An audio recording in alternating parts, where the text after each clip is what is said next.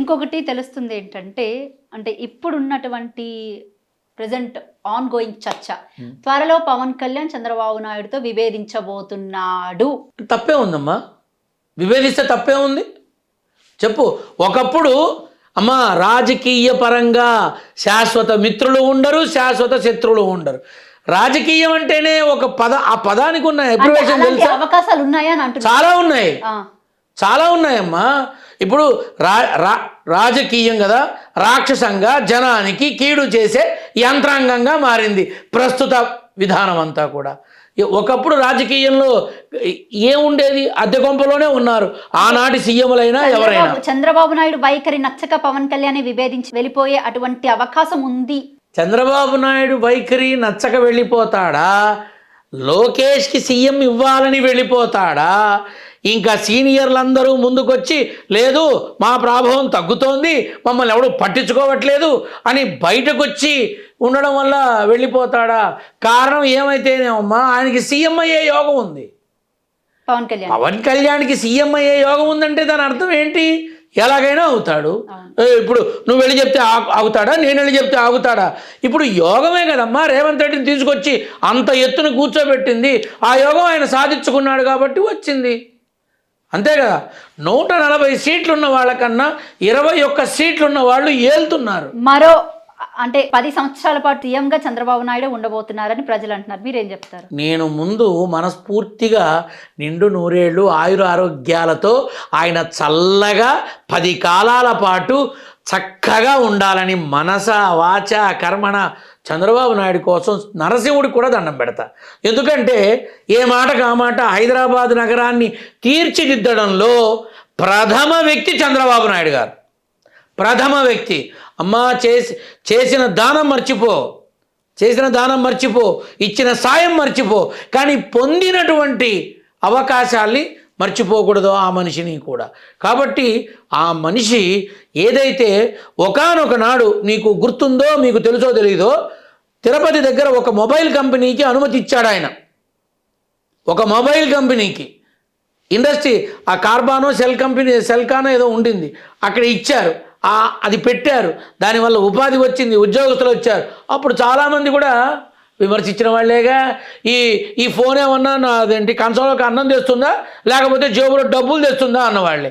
కానీ దీని దుంప దగ్గ వాష్రూమ్లో కూడా ఫోన్ తీసుకొని టైం పాస్ చేస్తున్నారు కదమ్మా ఇప్పుడు. మరి వీటన్నిటికీ ఆద్యుడు ఎవరు? ఆయనని మనం మర్చిపోకూడదు. అలా చేస్తే అన్నం పెట్టిన చెయ్యిని కొరికిన కుక్క మాదిరి అవుతుందమ్మా. ధర్మం మాట్లాడుకోవాలి. ఆయన క్షేమదాయకంగా ఉండాలని మనస్ఫూర్తిగా అమ్మా. జగన్ పరిస్థితి కొంత సమయం పడుతుంది. అంటే ఎంత కొంత అంటే అది 5, 10, 15, 20? నాకు తెలిసి ఇంకొక 5 సంవత్సరాల వరకు ఆశ పడకూడదమ్మా. ఈ 5 సంవత్సరాలు మర్చిపోయాను. జమిలీనో జాంకాయో ఏవో ఎలక్షన్స్ వస్తున్నాయట, జమిలీ వస్తున్నాయట. ఇంకేముంది అది ఇదని అంటున్నారు. నరేంద్ర మోడీ నిర్వహిస్తే నేను నిర్వహిస్తున్నాను అని ఆయన నిర్ణయం తీసుకుంటే ఆటోమేటిక్గా జరుగుతుంది, ఆటోమేటిక్గా జరుగుతుంది. కానీ అప్పుడు వీళ్ళే ఉంటారు, వేరే వాళ్ళు రారమ్మా. నాకు ఎక్కడో వ్యత్యాసం కనపడుతుంది మీరు మాట్లాడుతున్న మాటల్లో. అడగమ్మా, నీకు అనుమానంతో వెళ్ళకు, అన్ని అడిగి తెలుసుకొని ఖచ్చితమైన గురించి పవన్ కళ్యాణ్ గురించి ఇంత గట్టిగా నోరు పెద్ద చేసుకుని మాట్లాడుతున్నటువంటి వ్యక్తి రాఘవ శర్మ ఎందుకు జగన్ గురించి అయ్యో జగన్ అలా కాదు, జగన్ లేదు అని చాలా ఈజీగా చెప్పమంటావా? చెప్పండి. నేను చెప్పనా? చెప్పండి. ఈ జగన్ రాగానే తనకు సంబంధించిన అందరికీ బెల్లం తాయిలాలు పంచడం పనిచేశాడు. మొత్తం ఏం పంచాడు? ఆ అవకాశాలు, విద్య, వైద్యం అన్నీ మొత్తం ఎక్కడ చూడు 10లో 7 మంది వాళ్లే ఉంటారు. తప్పేంటి? నేను అదే అంటున్నా, వాళ్లే ఉంటారు. మిగతా ముగ్గురికి మండదా? ఆ మంట నెమ్మదిగా అంటుకోదా? ఆ తర్వాత మొత్తం తగలబెట్టదా? అదే జరిగింది మొన్న ఎన్నికల్లో. ఇప్పుడు ఒక్కటి గుర్తుపెట్టుకో, వైఎస్ఆర్సీపీ ఓటు బ్యాంకు మొత్తం చూడు, ఎలక్షన్లో ఎన్ని పోలైనాయో.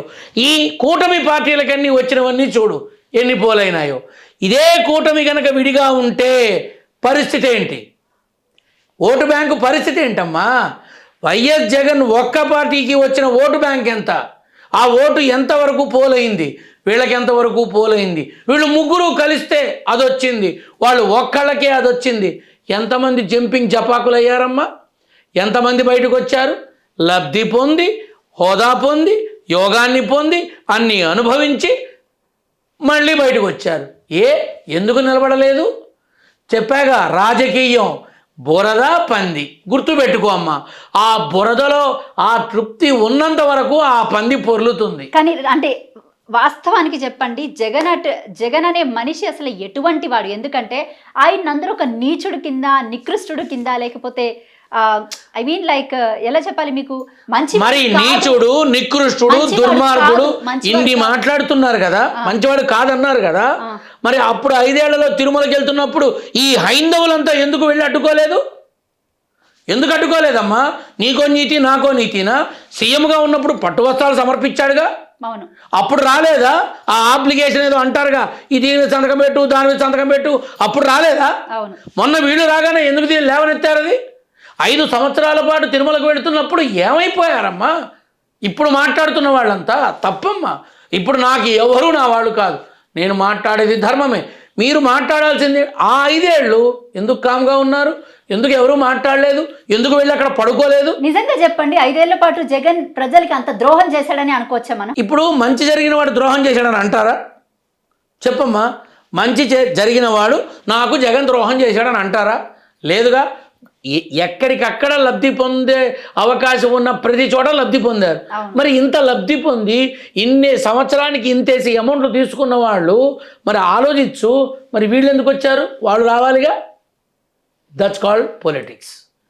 అది రాజకీయం. అది ఏమైనా జరుగుతుంది. కానీ రిజల్ట్ నేను ముందే చెప్పా. ఎందుకని? నాకు తెలిసి చచ్చింది కాబట్టి నాకు తెలిసిన విషయాన్ని తెలియపరిచా. ఇప్పుడు నువ్వన్నట్టుగానే గురువుగారు మీరు ఇంత ఇదిగా మాట్లాడుతున్నారు, మళ్ళీ వాళ్ళు వస్తారంటున్నారు. యోగం ఉన్నప్పుడు తప్పించుకోలేడు ఎవడు. యోగం ఉంది అంటే ఇప్పుడు నువ్వు నా ముందు నిన్నేమంటారు? ఇంగ్లీష్లో యాంకర్ అంటారు. నువ్వు నన్ను యాంకరింగ్ చేస్తున్నావు, నన్ను క్వశ్చన్లు అడుగుతున్నావు కదా. ఓ 10 ఏళ్ల తర్వాత నువ్వు ఒక పేరు మోసిన వ్యాపారవేత్త ఎందుకు కాకూడదు? పేరు మోసిన మనిషి ఎందుకు కాకూడదు? ఎన్నికల్లో ఎందుకు రాకూడదు? నువ్వు ఎందుకు నిలబడకూడదు? అసలు ఏమీ తెలియని పసిబిడ్డ ఎమ్మెల్యే అయింది కదమ్మా. పట్టుమని 21 ఏళ్ళు లేవు, 26 ఏళ్ళు. ఏం తెలుసు ఎమ్మెల్యే అయింది? చెప్పు, నువ్వెందుకు కాకూడదు? కాకపోతే అది నీ వ్యక్తిగతం. నువ్వు విడిగా వస్తే నీతో మాట్లాడతా. మాంజమాల్లో నీ జీవితాన్ని నేను పెట్టలేనుగా, బహిర్గతం చేయకూడదు. అది తప్పు, అధర్మం. నారసింహుడు చీల్చి చంపుతాడు నన్ను. కాబట్టి ఇక్కడ రాజకీయం అమ్మ ఒక్క మాట చెప్పనా, అత్యంత అద్భుత మహాకౌశలం కలిగిన ఐఏఎస్లు, ఐపీఎస్లు అందరూ మినిస్టర్లు అనబడే వాళ్ళకి, ఎమ్మెల్యేలు అనబడే వాళ్ళకి ఎందుకమ్మా అటెన్షన్ సాల్యూట్ చేస్తారు? యోగం ఉంది కాబట్టి. ఒక్కసారి పరిపాలన అధికారులు మొత్తం ఏకతాటి మీద నిలబడితే ఎవరమ్మా అడుగు వేయగలిగేది?